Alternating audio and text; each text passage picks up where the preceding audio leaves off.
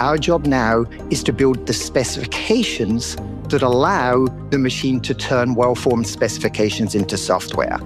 Our jobs as engineers is not to write code. It is to improve the systems that we have built that will generate, verify, and deploy the code for us. And if you don't want to be an engineering manager to a team of agents, I hate to say it, but this is a good time to open a coffee shop. The role is changing, and I don't see it going back. Hi, I'm Joe Ruscio, a general partner at Heavybit, and you're listening to High Leverage, a regular series where I explore how modern software teams are scaling through better culture, tooling, and processes. High Leverage is brought to you by Heavybit, the leading investor in enterprise infrastructure software. To learn more about us, visit heavybit.com. Welcome back, everyone. Super excited to be joined today by Peter Bell, founder and CTO of Gather.dev. Today, we're going to talk a lot about CTOs and what it means. Welcome to the show, Peter.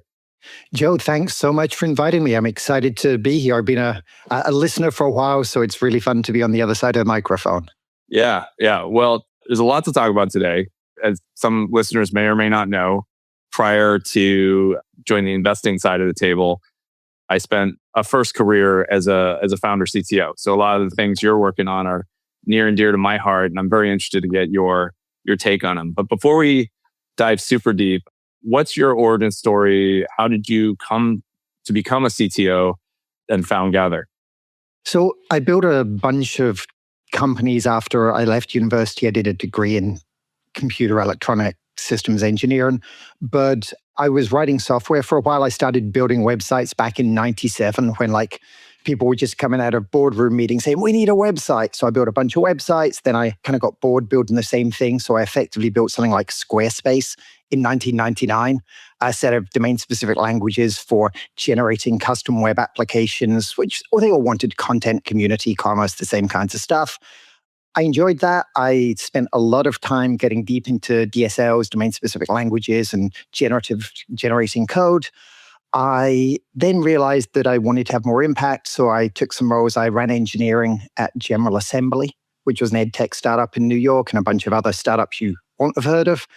And then somehow I realized, so my GA role, I think I did a bunch of things right, but I managed to get fired after 6 months. I'm like, I guess I'm not a very good CTO after all. So I decided maybe if I could learn from other CTOs. So I helped to co-organize something called the New York CTO School for a number of years, which was great, but it was a not-for-profit. And I realized that the basic principle was it used to be in New York back in 2010. If you wanted a CTO, you basically got to the point where you raised an A, flew to California and persuaded somebody that there was better places to live than Palo Alto. There wasn't good CTOs out east.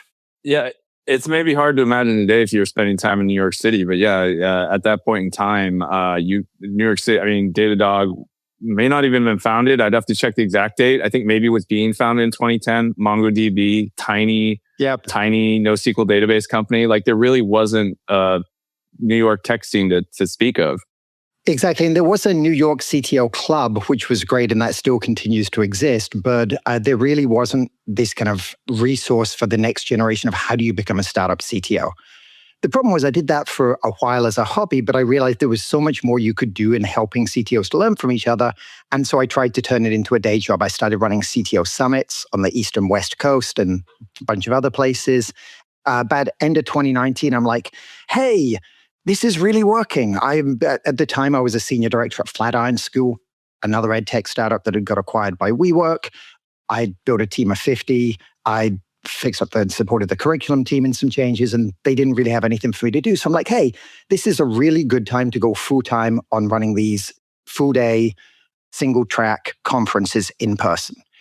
That was about a month before COVID. Turns out it was not the best time. Yeah, tough timing. So these CTO summits, these were in-person get-togethers where people could, share learnings and talk about the role.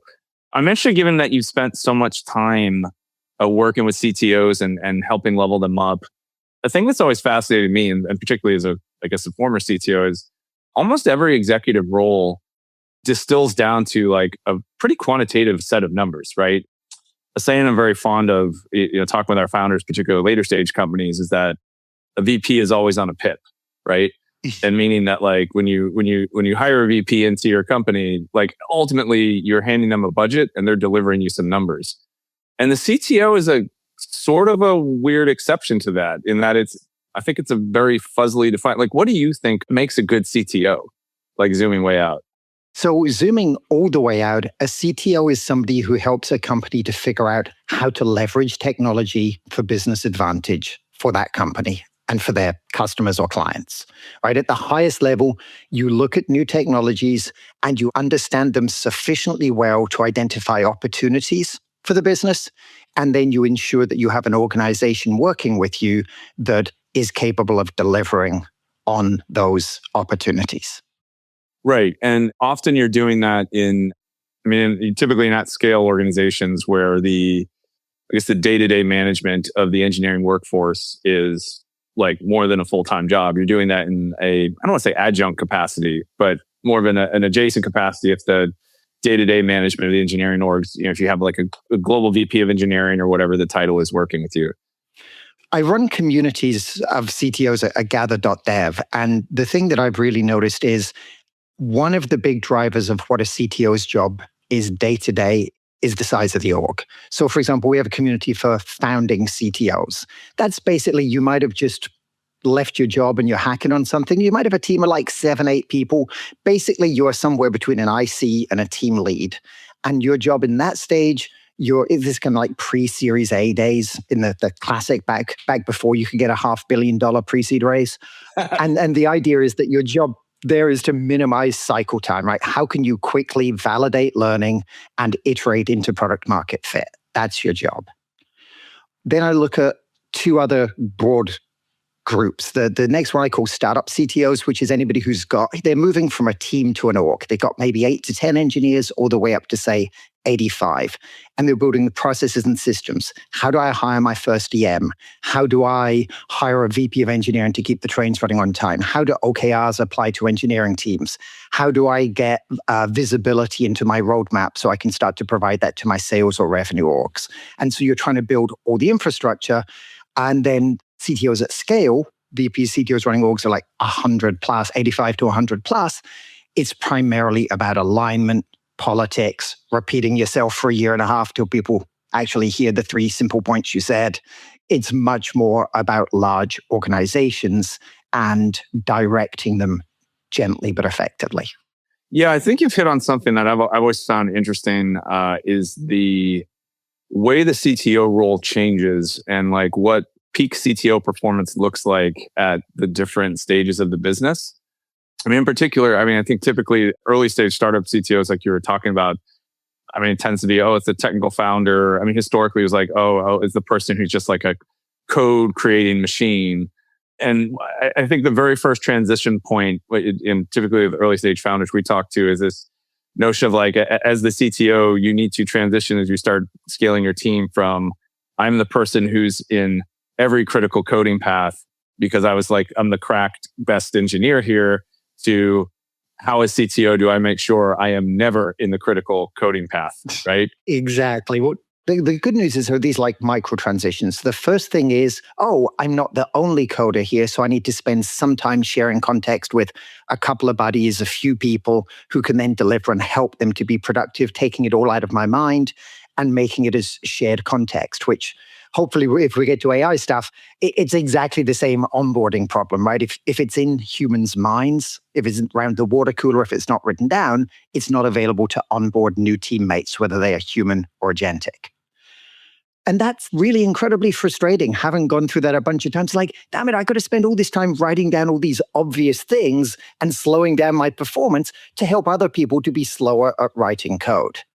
But the truth is that if you get over that hump, once you've got 2, 3, 4, 5, 6 other people delivering in their own areas, you now genuinely have more velocity than you could have shipped as an individual. And then I feel like this kind of keeps going and you get to the point where you get to about 20, 25 engineers.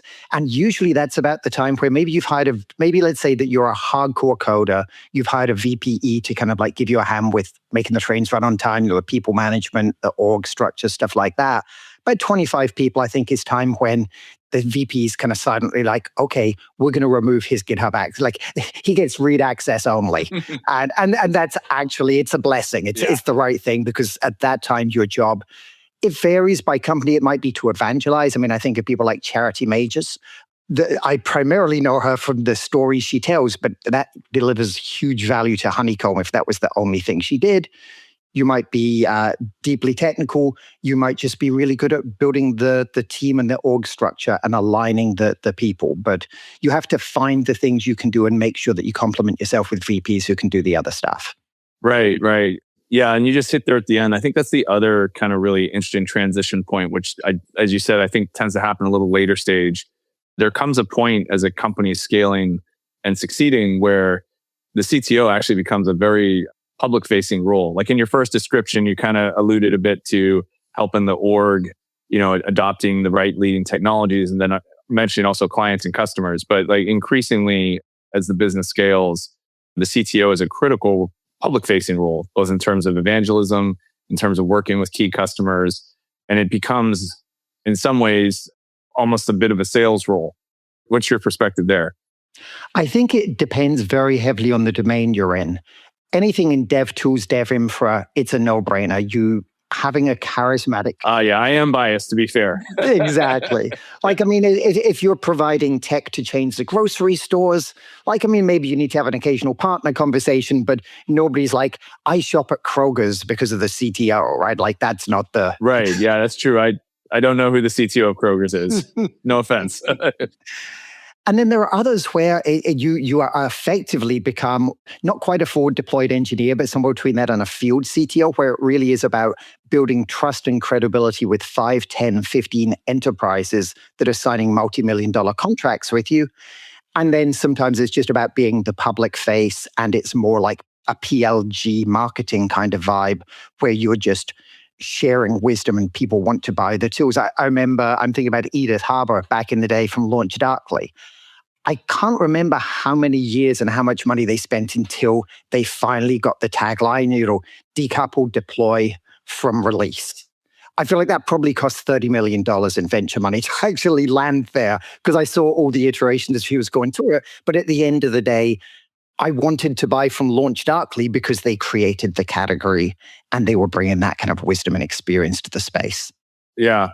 A Heavybit company. So thankfully not $30 million, but yeah, you're right. It was not an overnight thing.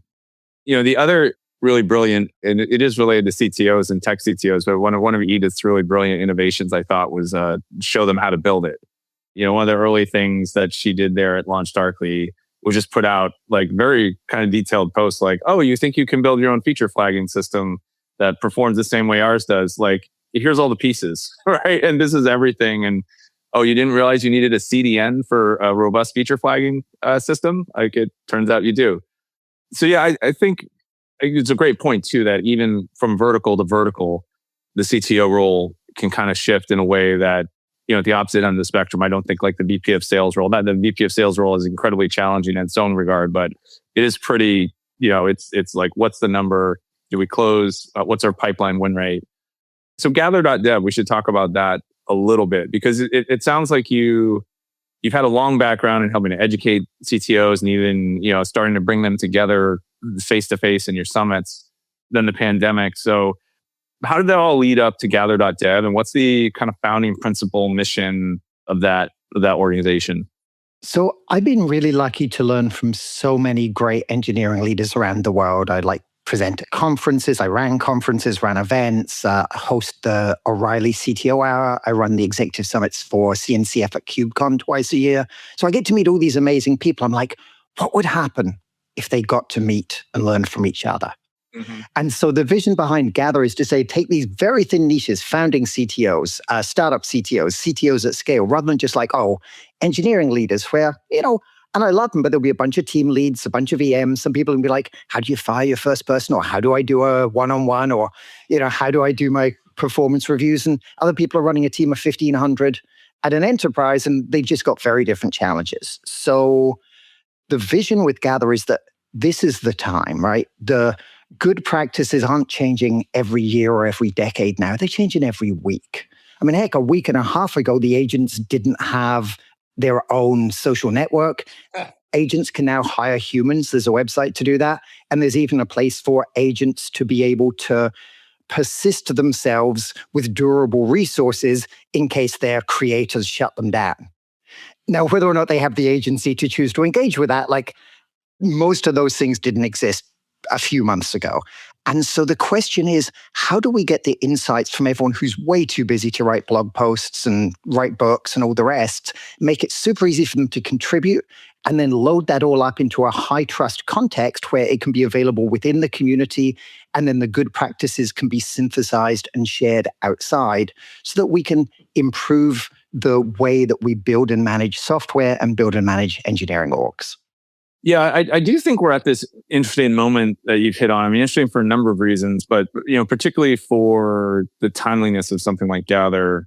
Having been around a few loops on the IT innovation cycle, we have these moments, and you can think of, like you were talking early, original.com. I think relevant to our audience, like cloud and mobile in the late aughts, early teens, and now again with AI, where the frontier is moving so fast that even if you can get people to write down blogs or record podcasts, like the rate at which those are, not as relevant to the latest information, and really the only way to really learn at the frontier is engaging. I mean, my last startup was one of the earliest cloud native monitoring companies. We were in San Francisco, and much like today, it was like going to meetups every week and meeting with other distributed systems engineers who at the time were all trying to figure out how to make the cloud more resilient, how to push elasticity with like the primitives and build on them. You would learn things. Like, it was fun to go to those. And I think the same is absolutely obviously happening with AI right now. And until the best practices really start to emerge and codify, like, that's going to be the case. So I think, and we'll definitely put a link in the show notes. I mean, I think any aspiring or current CTO should check out Gather.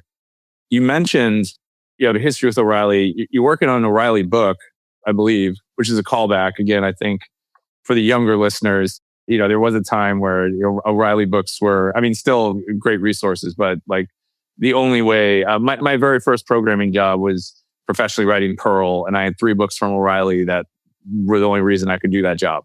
No, I started with Visual Basic, ASP Classic, Code Fusion back in the day, and a little bit of Perl, which is, as everyone knows, I think, write once, read never. Yep. You can do way too much with regexes in a single line of Perl. Yeah. Well, and so what is the upcoming O'Reilly book? What's the title? What's the focus?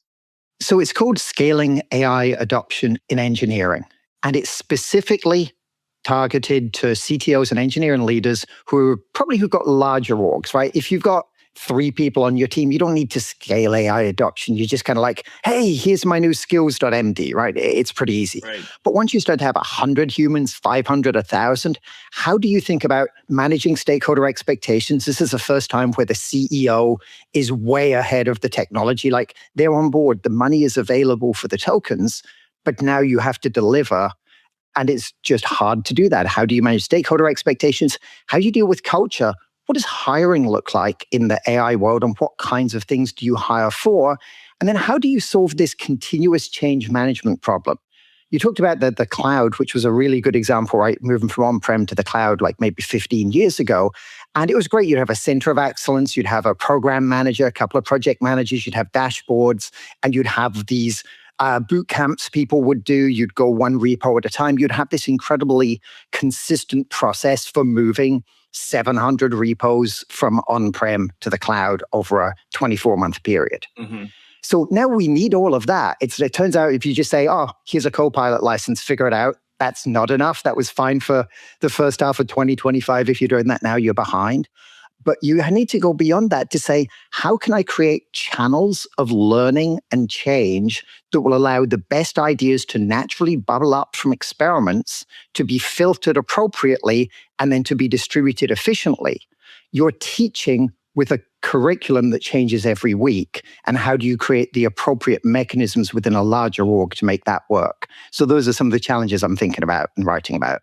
Yeah. And I think, one thing you hit on that's super interesting to me, or has been over the last 2 or 3 years, is this is one of the only kind of IT innovation cycles I can think of where the impetus to adopt and benefit from it is coming so strongly, literally from the CEO down to the CTO. I mean, historically, it's typically, again, if you look at like cloud or some of the other, or virtual machines or, other technologies at the frontier, like leading technologists kind of see potential advantages that outweigh all the potential risks, and they start adopting it. And at some point, you have to go back to the rest of the C-suite and say, hey, we're going to do this big migration project and it's going to cost a lot of money, but don't worry, it's going to be worth it.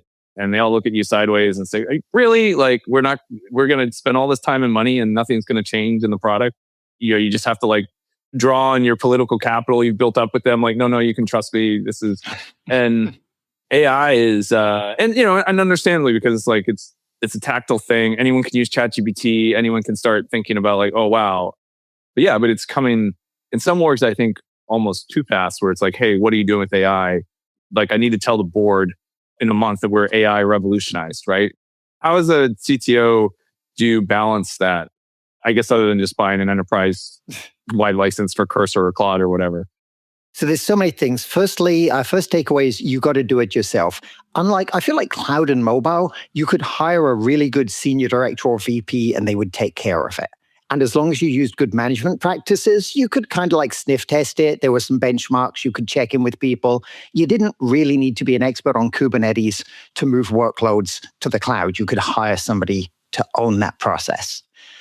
AI is not like that. If you are not, I'm sure you should have a daily driver for chat. Claude, you can go with ChatGPT, you can go with Gemini, you can go with Grok. There's so many options. You should have a chat, but you should be, if you're not using something like Claude Code, Codex, Augmented Code, like one of those systems, you're not doing it right. I finally got off my butt about a week ago and just started prompting Claude Code. And now it tracks my projects, tasks, to-dos. It has all the events. It has the SOPs. And now I'm starting to build lightweight scripts. I've used it to ingest like 300 CSV files for historic communications. So firstly, as a CTO, you need to do it yourself. You have to get real hands-on experience with the technology. And then secondly, I think you have to be realistic about where your org is. I was speaking with Laura Thatcher, the CTO at DX, just got acquired by Atlassian. And there's no question that if you don't have good engineering efficiency metrics, if you're not looking at Dora, Space, DX Core 4, whatever you use, you're not going to be successful. If great news, we've got 4,000 agents generating code. Bad news, Sammy still has to SFTP it to the servers, and Bill and the team in Chicago needs to review the QA. Yeah. Like, you've got to fix that. And I think you also need to be realistic about the risks and opportunities for your business and commit to a path that makes sense. It's like any other TALC, the technology adoption lifecycle curve, right? Innovators, early adopters, early and late majority, and laggards. With the possible exception of laggard, there is a story for any company to pick any one of those lanes as long as they're consistent. If you run gyms or ski resorts, you know what? People are still going to be skiing in 10 years. Yes, you'd get more value if you adopted AI tomorrow, but you don't have to. If you have a SaaS software, especially like a website builder, you better be adopting AI, otherwise your industry probably won't exist in 5 years. Zooming way out, my perspective has always been that if you look at the history of IT, right, over 60 years, it's just a repeated set of innovations that remove whatever the current bottleneck is, increase productivity and leverage. Even hence the name of this podcast, right? Like I've always been thinking about, hey, how can I increase the leverage of the humans that are working in this organization? And AI, just these tools are the latest version of that, and also arguably the single biggest version that we've ever seen. But I always do look through this lens of like, okay, how are these going to, first of all, remove the bottleneck? And then most importantly, once you've removed the current bottleneck, there are new bottlenecks behind it. And they've just been hidden from you because they were dominated by it's sort of like Amdahl's law with the serial and parallel parts of the program. So a few things are interesting. One, I do think you hit on measuring, as a observability person in my background, I'm a strong believer that automated systems require observability to manage correctly and to their potential. And if the process of writing code is going to be mostly automated, that means we are going to need a way to measure that and understand improvements, regressions, any changes you make in your process, what they have. I mean, we have a shameless plug, Heavybit company, Milestone, we've invested in that's helping teams with this right now. The other thing, and I want to get your opinion on this because you hit on, starting to use Claude. I mean, I think you're right. And recently, the good news is in literally just the last 3 months, I think these tools, they keep hitting these stepwise improvements. But the one that's really gotten me, and this is a little long-winded, but I want to frame the question for you properly. I feel now there's been, with this last 3 months, like 3 shifts. And the first phase were the co-pilots or even like, Cursor, where it's like, hey, in the IDE, we can start auto-completing, we can start helping you code, build pieces. Helpful. Although I do think a lot of Java engineers correctly were like, well, that just looks like what JetBrains does for me. So I'm not sure what the big deal is.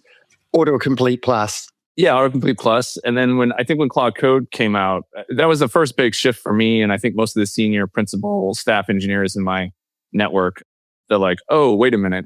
I can be in a terminal or I can tell an agent to go do a piece of work for me. Again, that improves the productivity. And so most of those senior engineers, where they were like now giving Claude or whichever agent these chunks of work to go do, a pull request would come back, they'd review it, commit it. Rest of the process kind of looks the same. They could just 2x, 3x, 5x the amount of pull requests they were generating because they weren't writing the code. I think specifically with Opus and Codex in the last few months, you just can give it a pretty high level task. Say, I want a piece of software that does this. And it'll go and whir and come back with the thing mostly working. And you look at it and you say, okay, well, they tweak this, tweak that, or whir a bit more, and it's done. And for the first time in the last 3 years, the thing that struck me, I was like, oh, we're moving to a place where there's going to be a whole lot of code running in production that no human has ever laid eyes on. Yes. And that, I think, up until this moment, everything's been like, oh yeah, humans faster, but still it's the old way, humans faster. All this code running in production that no one's ever reviewed or maybe ever will, I think that changes a lot of things from a CTO perspective. So long-winded setup, but I'm curious what your perspective is there. If I had the definitive answers to this, I'd have raised a lot of money and we're working on my own startup to evangelize it myself. But I'll share some of the patterns and learning things I'm seeing. One story that people use is this a leveling up in abstraction, right? Is it, you say that there will suddenly be a lot of code running in production that no human has viewed. When was the last time that you look at the just-in-time emitted assembly from the JVM? There's no question that most of the code running in production at that level is never reviewed by humans. And I'm old enough to remember a time when people were like, that's not for real programmers. If you're not managing, which registers you add from, if you don't know the 6502 assembly instruction set off by heart, and you don't know the hexadecimal, you're not a real programmer. So there's an element of that, but it assumes a lossless abstraction, that there's no leaks in the abstraction. And unfortunately, English or any human language is not a terribly precise programming language. So then we have the challenge that if you're just like, oh, just go build me a commerce site, it will. But firstly, it's probably not the commerce site you imagine. Secondly, it's probably architecturally not the way you want it to be. And thirdly, if you just say it again, you'll get a completely different commerce site. So now we have the challenge where we're removing some of the accidental complexity and the knowledge of syntax, but we still need to reliably, at very least, define verifiable rewards. What's the good outcome it can converge towards? And there are multiple dimensions to this. This is security. This is, linting plus in terms of code best practices. There are architectural good practices. There are design patterns. And I think one of the things we're working on now as a community, as a profession, is writing down all the stuff that we know, but never bothered to write down with sufficient precision, right? You look at a bit of code, if you've programmed for a while, you're like, that's pretty good. This is going to be maintainable, single responsibility, you've got all the things. We're now trying to get better at documenting that in a way that the agents will reliably, firstly, do it, so it's prompting, but then secondly, that they will reliably verify it. whether it's pre-commit hooks or whether you wait till, your CI pipeline's running. I see both, and I think they both have a place, because you want to have agents that are responsible for reviewing for security, reviewing for architectural choices, reviewing for naming conventions, because you could argue, well, it's just assembler, no human's ever going to look at it. But it turns out that even agents have a hard time maintaining crappy code bases. So I do think that for long-lived projects, not for shims and MVPs and prototypes, but for long-lived programs, code quality continues to matter. But I think that's just a matter of improving the specificity of our requirements gathering and persistence, and how we teach the machines how to do a good job of creating, verifying, and deploying great code. Yeah. I think fair point. Like the class of software discussing today, long-lived enterprise software systems that make real money. One of the things that I've been thinking about is, you just hit on, like, English is very imprecise language. I mean, the role of a software engineering organization, I think at some level has always been I think it's helpful to frame it as reducing risk to the business, in the sense that, the business has some very high level, ill-specified in this terribly imprecise language goals. Like you said, a goal could be like, hey, we want an e-commerce site. And the product and software engineering organizations' jobs are to go from that high level directive to a working e-commerce site. And I think it's a relevant thing for CTOs. I still believe, particularly in these enterprise software systems, like, ultimately there will be humans that hold the title of software developer, software engineer moving forward in the future. And it's just, in terms of what I think for CTOs, the challenge is understanding what that role is changing to, along with timescale, and how to start moving your organization. Maybe that's a good question for you.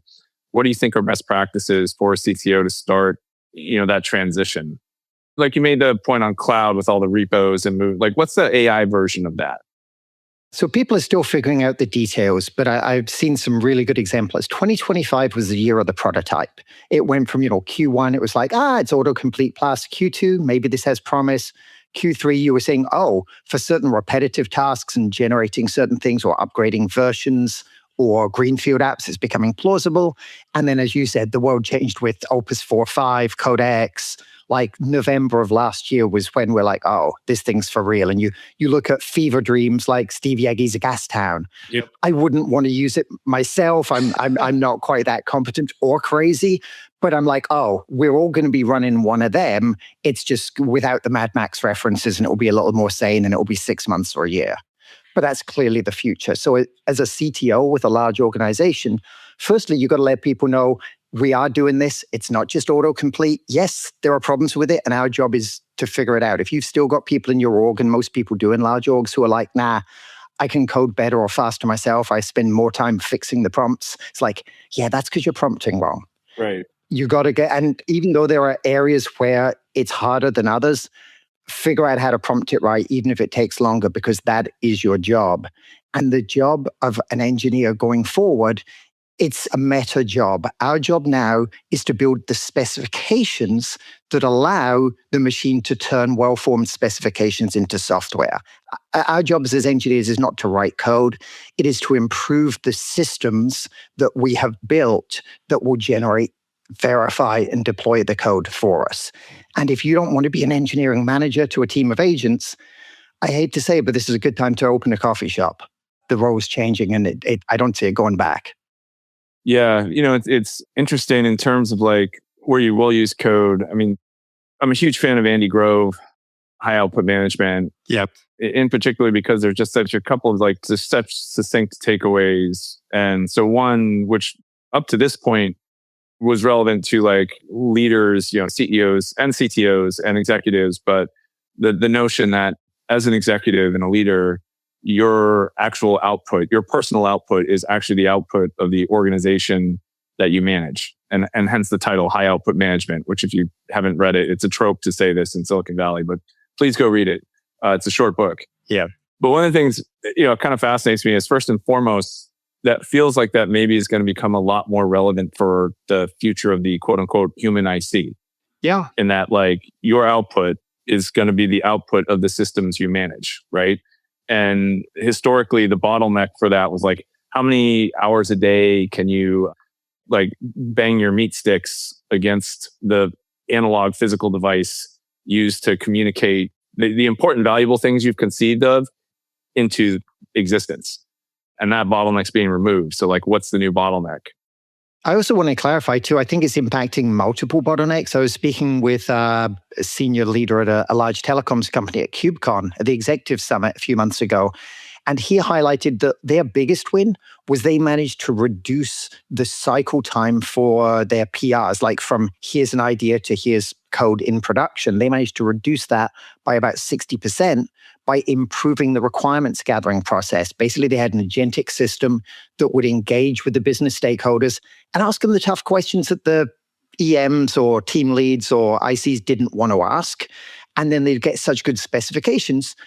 I think they were just using augmented coding at the time. So the coding was a little faster, but you've really got to re-envision the entire SDLC and understand that there's no particular reason that an agentic system with human-in-the-loop touch points can't go from a corporate strategy to OKRs, to proposed experiments, to epics, to tickets, to code, to deployment, and to experimentation and run the feedback loop and run experiments. So I think you need some humans in that loop, but there's no reason to believe that it's just coding that's going to be changed. That's going to be the smallest part of the transformation. Yeah, I think that's a great point. Is there's, like you said, looking at the SDLC holistically and understanding like, hey, where can we bring these techniques to bear at each point? I think it also means like mapping that process. I mean, it was always implicitly a state machine, but I think understanding that it is actually a state machine, and now it's a state machine that's moving at a velocity that needs to be managed in software that understands like where it is in the state machine, what the transitions are, what the certification points are, what the gates are. And as someone who's always been a process product geek at heart, going back to the earliest day, and that's probably part of why I ended up in the engineering leadership track, is because I liked tinkering on the machine of the set of humans and how can we make it better with software. If you look at a lot of the things that actually make AI and agents perform really well, they map a lot to like a lot of the practices that top decile software engineering teams have been adopting for the last 20 years in terms of like, hey, know your specs. Hey, incremental development. Hey, have good tests. And even the things we learned about remote management, where it's like, write it all down, prefer public Slack channels over private channels or emails. Well, guess what? That is exactly the knowledge base that you need to use to update your onboarding resources automatically so that you're capturing the intent. I mean, context is a whole other fascinating question. And on the one hand, there was a recent piece talking about this idea that we need to capture the context graphs, not just of current state and changes in state, like we changed our strategy, but also why, what inputs were required and weighed in what manner to decide to change strategy from X to Y, to change your ICP or value prop or whatever it is. And on one hand, we do, I think, need to build those rich context graphs.